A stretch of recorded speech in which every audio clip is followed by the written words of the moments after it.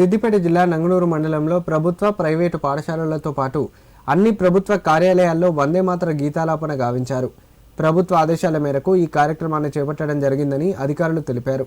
ఈ నేపథ్యంలో తహసీల్దార్ కార్యాలయంలో ఎంఆర్ఓ మాధవి, మండల సమైక్య కార్యాలయం వద్ద ఏపీఎం శ్రీనివాస్, నంగునూరు జెడ్పీహెచ్ఎస్లో ప్రధానోపాధ్యాయులు రామస్వామి గౌడ్ ఆధ్వర్యంలో వందే మాతర గీతాలాపన చేపట్టారు. నంగునూరు మండల కేంద్రంలోని వివేకానంద చౌరస్తా వద్ద పాఠశాల చిన్నారులచే వందే మాతరం గీతాలాపన చేశారు.